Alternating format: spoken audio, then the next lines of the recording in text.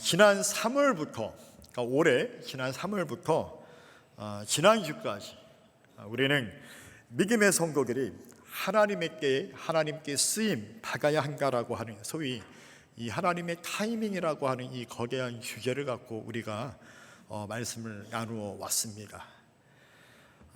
구덩이에서 시작된 요셉 소명으로부터 시작하여서 하나님의 방식, 그리고 통신 블랙홀, 광야의 경험, 그 다음에 육아의 시험, 성실성 시험, 인내 시험, 성공 시험, 또 선한 사람의 고난, 역경에 가는 시각, 역경 뒤집기, 실패, 정면, 돌파 등을 우리가 계속해서 나누어 왔다라고 한다면, 오늘은 그 마지막으로 우리를 부르신 요셉 소명의 완수에 대하여 함께 나누면서 지난 6개월 여정의 마침표를 찍으려고 합니다.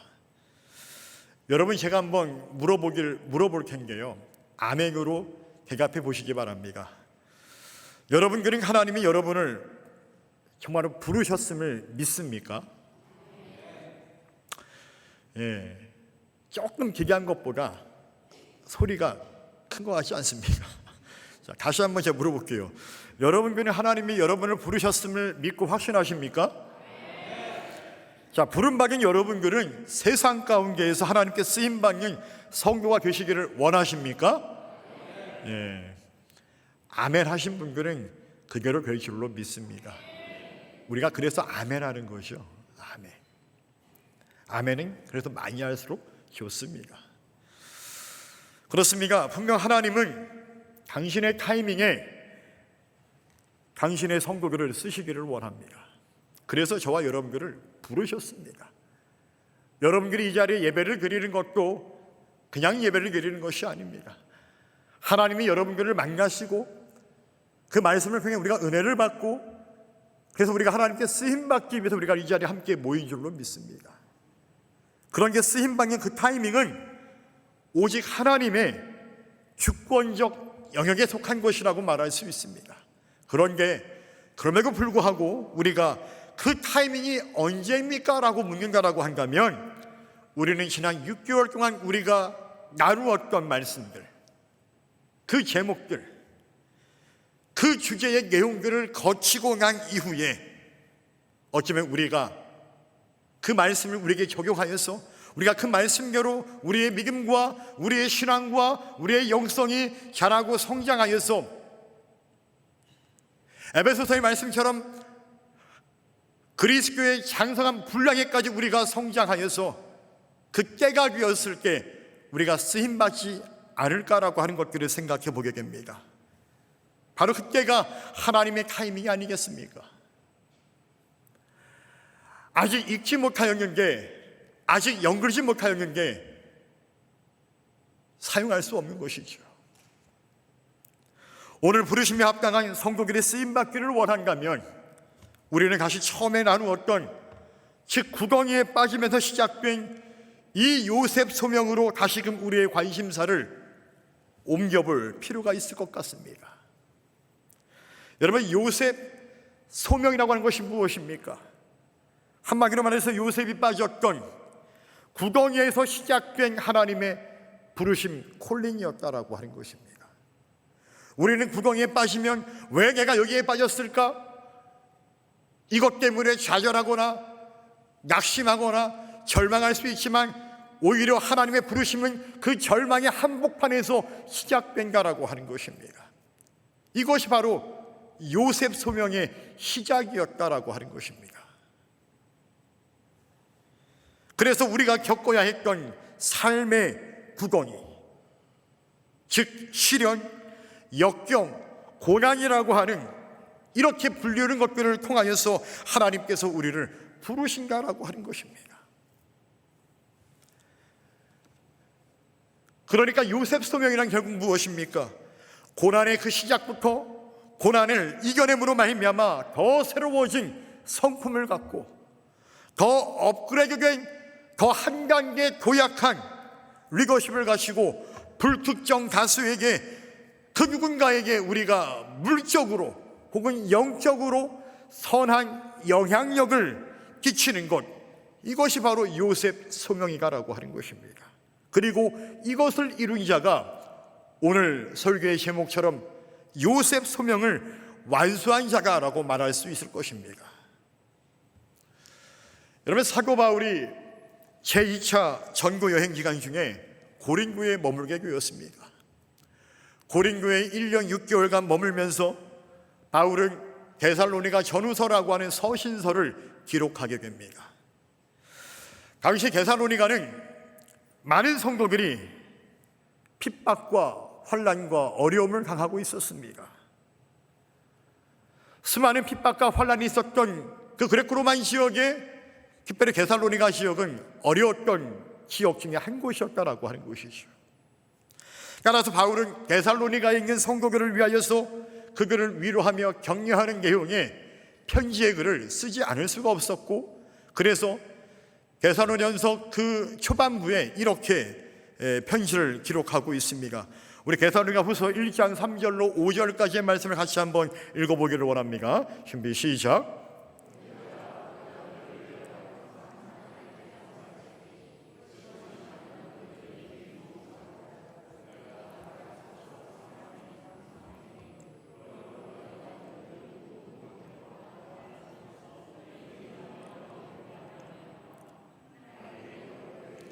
우리가 친히 자랑하노라. 이는 하나님의 공의로운 심판의 표요 너희로 하여금 하나님 나라에 합당한 자로 여김을 받게 하려 함이니 그 나라를 위하여 너희가 또한 고난을 받느니라. 아멘. 여러분, 바울은 데살로니가 교회 형제들을 생각하면서 이 편지를 기록합니다.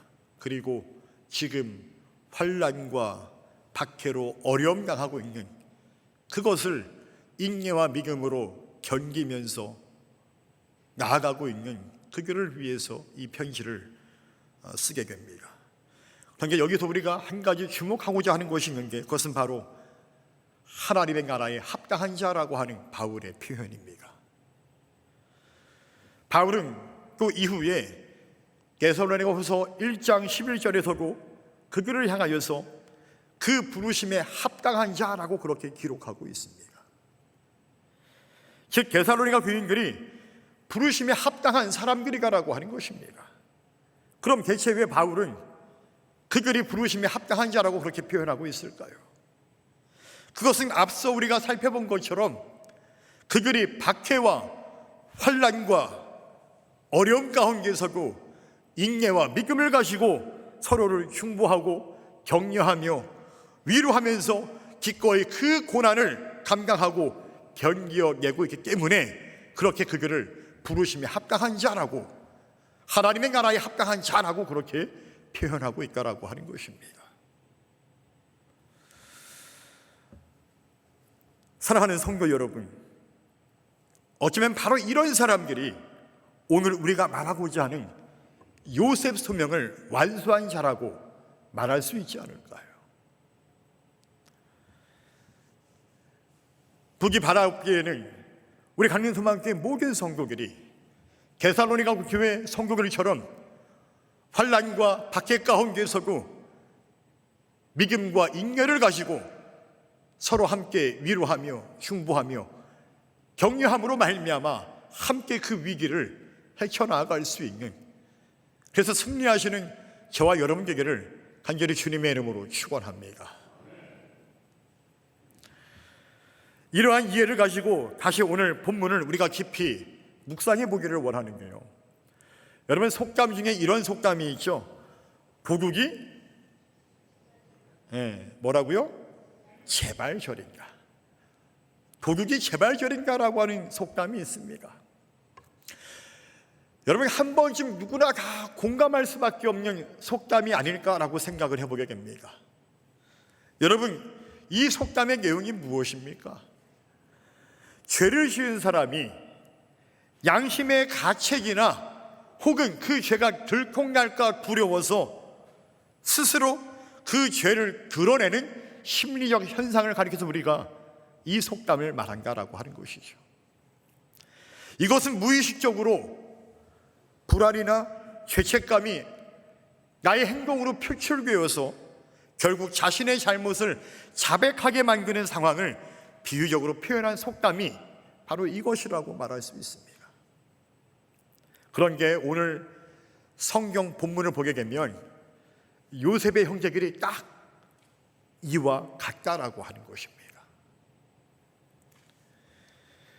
오늘 본문을 보게 되면 요셉의 형제들은 두려움에 떨고 있습니다. 왜 두려움에 떨고 있습니까? 우리가 오늘 본문을 읽었잖아요. 요셉의 형제들이 왜 두려움에 떨고 있죠? 첫 번째는 크게 두 가지입니다. 첫 번째는 자신들의 아버지, 요셉과 형제들의 아버지인 누가? 야곱이 죽었기 때문에 그렇습니다.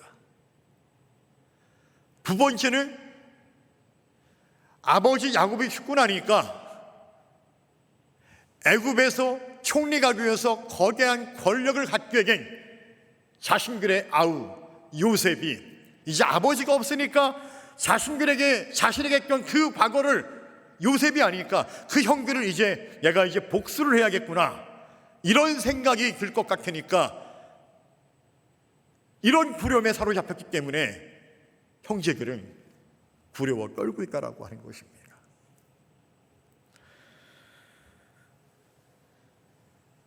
요셉의 형제들은 고국이 재발절인가라고 하는 이 속담처럼 자기들 스스로가 과거 요셉에게 행한 잘못들을 누구가 잘 알고 있었죠.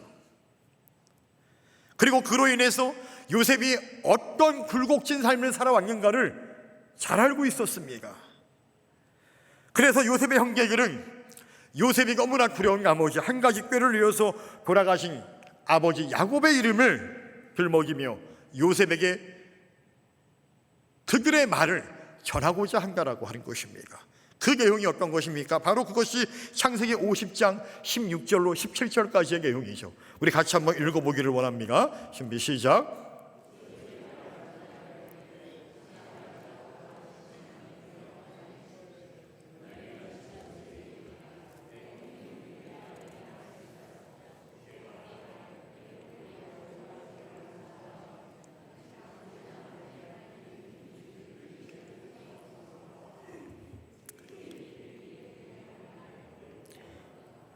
그의 형들이 또 친히 와서 요셉의 앞에 엎드려 이르되 우리는 당신의 종들이니이다. 아멘. 아버지가 돌아가시고 나니까 요셉이 두려운 나머지 형제들이 한다는 얘기가 무엇입니까? 요셉에게 아버지가 살아생전에 이렇게 말씀하였습니다. 너희 형제들의 죄를 용서하라. 그러니 이제 우리의 죄를 용서하소서. 우리는 당신의 종들입니다. 여러분, 이 말을 들은 요셉의 반응은 어떠했을까요? 만약 저와 여러분들이 요셉의 입장이라고 한다면 우리는 보통 일반적으로 이런 얘기를 들으면 어떻게 반응할까요? 아마도 매우 분노하게 될지도 모르겠습니다. 왜요? 이제는 하다하다 자신들이 살기 위해서 돌아가신 아버지 이름을 내세우며 자신들을 살려달라고 하는 그 모습이 너무 화가 날 것 같습니다. 또 너무나 뻔뻔스럽잖아요. 형제들이 너무나 뻔뻔스럽잖아요. 그 뻔뻔함에 어쩌면 더욱 분노가 일어나지 않을까요, 여러분? 그런 게 요셉은 달랐다는 거예요. 요셉의 마음에는 분노가 아닌 오히려 그야말로 억장이 무너지는 슬픔이 그에게 밀려오게 되었다라고 하는 것입니다. 아버지 야곱이 살아계실 때 분명히 요셉은 제외한 형들에게 말하였습니다. 나를 팔았다고 해서 근심하지 마옵소서, 한탄하지 마옵소서. 하나님이 생명을 구원하시기 위해서 나를 당신들보다 먼저 이곳으로 보내었습니다 라고 그렇게 말하면서 그 형제들을 진심으로 용서하였는 게 형들은 아직까지도 그 요셉의 진심을 몰라주고 오히려 자신들이 살고자 그렇게 이야기하는 모습들을 보게 된다라고 하는 것입니다. 그렇게 용서한 게 아직까지고 요셉의 그 진심을 몰라주고 두려워 벌벌 떨고 있는 그 형제들의 모습을 바라보는 요셉은 그야말로 그 마음이 답답하고 안타깝고 억장이 무너지는 순간이었다라고 하는 것입니다. 그래서 요셉은 다시금 그런 형들에게 이렇게 대답을 합니다. 우리 다시금 창세기 50장 19절로 21절의 말씀을 같이 한번 읽어보기를 원합니다. 준비 시작. 요셉이 그들에게 이르되 두려워하지 마소서. 내가 하나님을 대신하리이까. 당신들은 나를 해하려 하였으나 하나님은 그것을 성으로 바꾸사 오늘과 같이 많은 백성의 생명을 구원하게 하시려 하셨나니 당신들은 두려워하지 마소서. 내가 당신들과 당신들의 자녀를 기르리가 하고 그들은 간곡한 말로 위로하였더라. 아멘. 요셉의 형들에게 말합니다. 형님들 두려워하지 마십시오. 나는 결코 하나님을 대신할 수 없습니다. 무슨 말입니까? 내가 비록 형들에 의하여서 말로 다 표현할 수 없는 정말 굴곡진 인생의 길을 걸어오긴 했지만, 그러나 그것에 대한 판단과 정죄는 하나님께 있는 것이지 내가 할 수 없는 것이라고, 무엇보다 그 모든 것들이 하나님의 뜻이었고 하나님의 섭리였으며 하나님께서 선의 길로 인도하셔서 오늘처럼 당신들과 수많은 백성들을 구원하게 하신 하나님의 섭리였으니 형님들은 이제 더 이상 그것 때문에 걱정하지 마시고 두려워하지 마십시오. 오히려 내가 이제 이곳에서 더욱더 형님들을 더 정성껏 돌볼 것이고 내가 당신들의 자녀들 가지고 내가 돌보아 줄 것입니다 라고 그렇게 그 간곡한 말로 그 형제들을 오히려 그가 위로하였다라고 그렇게 말씀하고 있습니다. 여러분, 저는 이 말씀을 묵상하면서 또 이 장면을 상상하면서 깊이 있게 주목하게 된 단어가 있습니다. 바로 위로라고 하는 단어입니다. 여러분, 우리가 일반적으로 위로라고 하면 이 위로는 무엇입니까? 우리가 따뜻한 말로 혹은 우리의 따뜻한 행동으로 상대방의 괴로움을 덜어주거나 달래주는 것, 이것이 우리가 위로라고 말하지 않습니까? 그렇습니까? 요셉은 어느새 자기도 모르게 그 수많은 시간들을 통하여서 분노자가 아니라, 복수에 사로잡힌 자가 아니라 위로자가 되었다라고 하는 것입니다. 자신들의 목숨을 잃을까 떨며 불안해하는 그 형제들에게 위로자가 된 것이었습니다. 어쩌면 원수같이 여길 수 있는 그 형제들에게 오히려 위로자가 된 것이었습니다. 수많은 백성들이 흉년이 들어서 먹을 것이 없어 힘들어할 때 그들을 다시 일으켜 줄 수 있는, 희망을 전해줄 수 있는 그런 위로자가 된 것이었습니다. 어쩌면 오늘 바로 요셉의 이와 같은 모습이 신정 하나님이 요셉으로 하여금 요셉을 사용하시기 위한 요셉의 소명이 완성된 때가 아니겠습니까?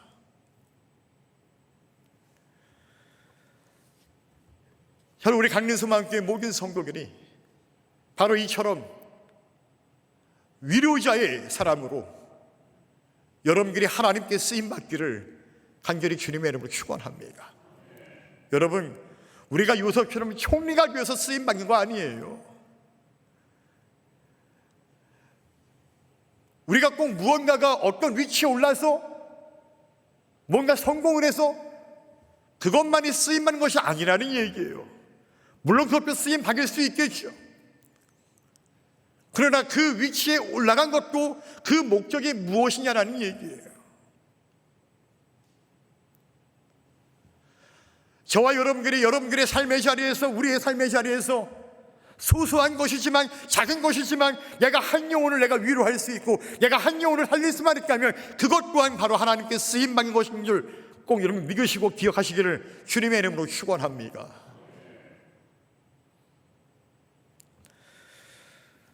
제가 어떤 목사님의 한 간증의 이야기를 듣게 되었는데요,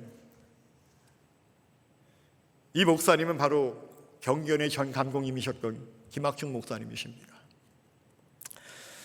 김학중 감독님의 제가 설교를 듣다 보니까 그분이 하시는 간증을 제가 듣게 되었는데 너무 그 간증이 공감이 되었고 너무 제가 또 큰 은혜가 되었습니다.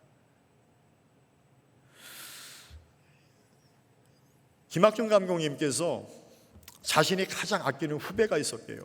신학교 시절부터 형 동생하고는 가장 아끼는 후배가 하나 있었는데 어느 날 하루는 이 후배 목사님이 전화가 왔더래요.